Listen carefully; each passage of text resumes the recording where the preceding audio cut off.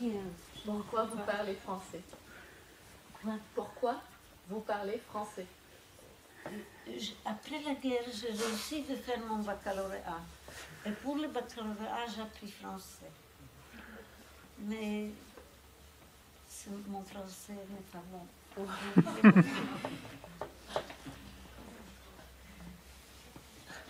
Mais j'estime beaucoup la France. J'estime de voir ces beaux écoles. Chez nous, les enfants n'ont pas une cantine quand ils sont à l'école.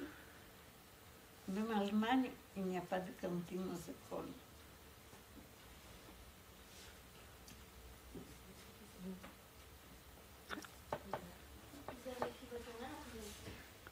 En combien de temps vous avez écrit le journal? C'est vite, quelques jours. Quelques jours, et ce journal était gardé par ce conseil d'Ezra aux Juifs, pas avec moi. Elle aboutit aux mains de Michel Borvitch. Je vous avais dit que c'était un écrivain et un poète. Dès que lui il est devenu vieux, il a donné aux archives d'un kibbutz en Israël, le Hamé à Getaot, c'est kibbutz des combattants de ghetto. Et je crois que ce n'est qu'un an que je vis moi-même mon manuscrit, j'étais très étonnée. Pourquoi j'étais très étonnée? Puisque je ne trouvais pas là-bas des choses rayées, pas du tout. C'est-à-dire que comme une fille de 12 ans, j'étais spontanée. Pourtant qu'aujourd'hui, avec un ordinateur, je dois quelquefois 3, 4 fois formuler une phrase.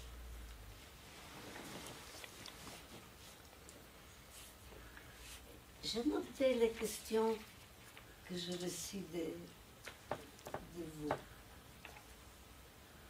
Je crois que j'ai expliqué qui était Michel Borvitch, n'est-ce pas? Si.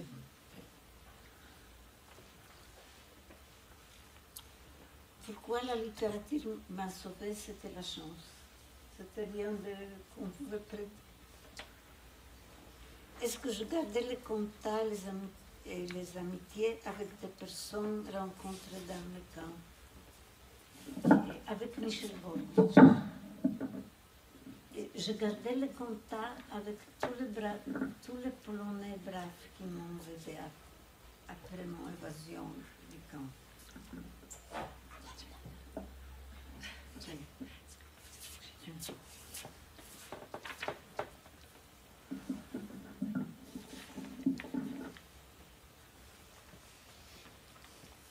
Pourquoi soutenez-vous la cause des Palestiniens? Je crois que c'est mon devoir. C'est comme les Polonais ont m'aidé. Moi, je dois aider les gens qui sont persécutés, qui n'ont pas liberté, qui sont sous occupation. C'est mon devoir. Je ne peux pas faire grand chose comme une vieille femme, mais je le dois faire.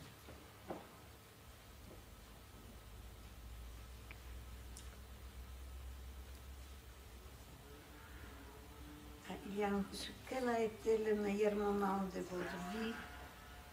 C'était le jour, plutôt la nuit, que mon fils était né. Quel était le pire moment de notre vie?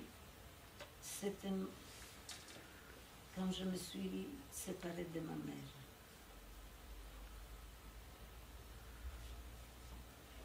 Comment avez-vous vécu la mort de votre mère? Puisque notre séparation était... J'étais fâchée sur ma mère. Elle m'a chassée. Elle ne voulait pas que je reste près d'elle. Et moi, je voulais rester avec elle. Je voulais mourir avec elle. Et quand j'étais dans le camp, j'ai toujours pensé qu'elle a passé déjà par l'épure. Pourtant que l'épure est encore devant moi. Je n'imaginais pas que je serais sauvée.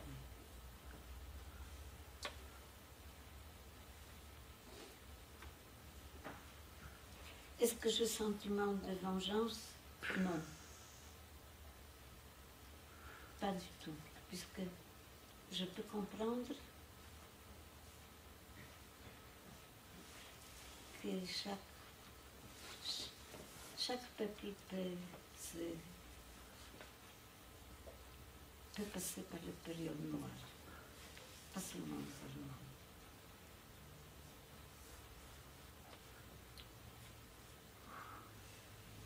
Si je peux changer quelque chose dans ma vie, pas de réponse. Et quel métier j'ai exercé? La chimie.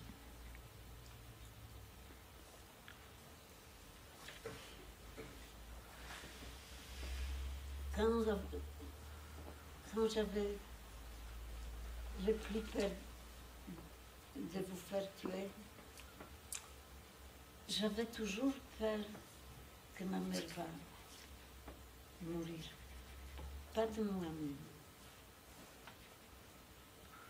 Qui a me conduit d'une ville à l'autre ville, c'était Jutta Reszinska, une fille de 18 ans qui était active dans la résistance polonaise et qui toujours accompagnait les gens qui se sont évadés des camps.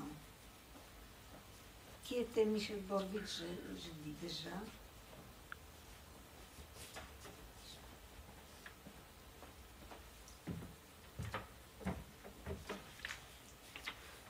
Je crois que j'espère que j'ai répondu sur toutes les questions. Sinon, alors.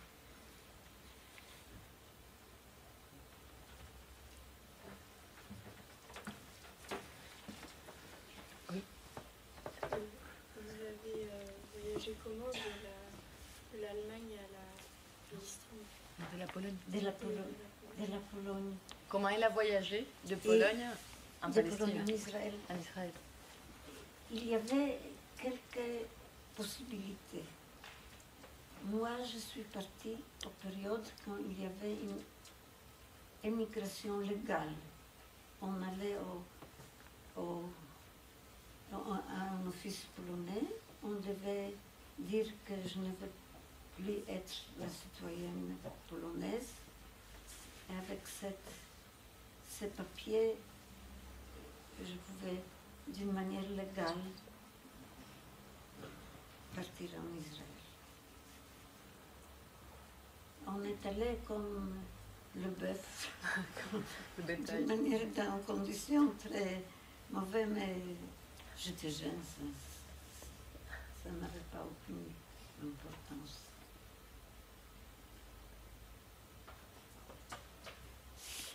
Vous êtes retourné au camp de concentration? Je dois regarder. Vous êtes reparti au camp où vous avez... Vous êtes retourné, c'est voir. Quand je partis de camp, Non, est-ce que vous êtes rentré le voir plus tard c'était un peu. J'étais pour la première fois à Lvov avant 2 ans. Et j'étais aussi cette année-là. Et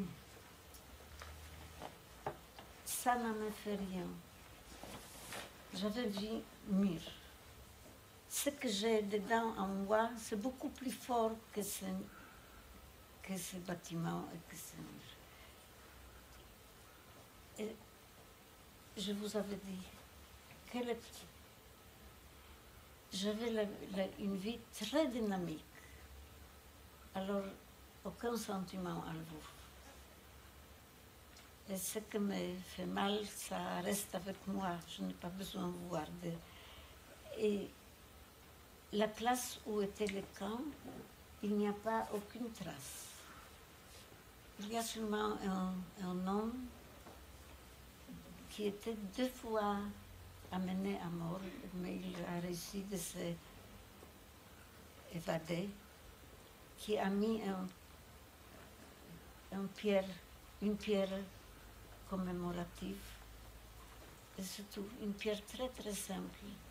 Pourtant, il a mis ça à entrer dans ce vallée qui s'appelle Piaschi, où on a 200 000 de gens tués.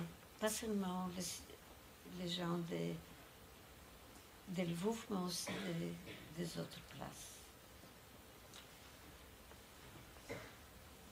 Vous avez déjà rencontré des Pakistanais Plus fort. Non, pas des Palestiniens. Des Palestiniens. Plus fort. Voulez-vous vous relever? Vous avez déjà rencontré des Palestiniens? Oui. Si vous me demandez qu'est-ce que je fais très peu, puisque je suis vieille. Je fais des choses. Une chose, d'être maître, accoucher quelqu'un d'autre. תתקרבי למיקרופון. Les Palestiniens, ils ont des oliviers, et c'est leur principale chose de leur qu'ils peuvent de ça vivre, c'est faire des olives. Pourtant, les colons juifs, eux, sont barbares. Ils coupent les arbres des olives. Ce qu'il faut dire joli sur beaucoup de jeunes israéliens, qu'ils se mobilisent pendant qu'on rassemble les olives, d'aller au West Bank, au terrain des Palestiniens, de les aider de ramasser des olives. C'est pour moi un peu trop dur déjà, mais j'essaye de vendre des olives palestiniennes. C'est presque tout. Il y a un mouvement qui s'appelle les femmes au noir. C'est un groupe de femmes, maintenant nous sommes déjà pas beaucoup, que nous, presque chaque vendredi,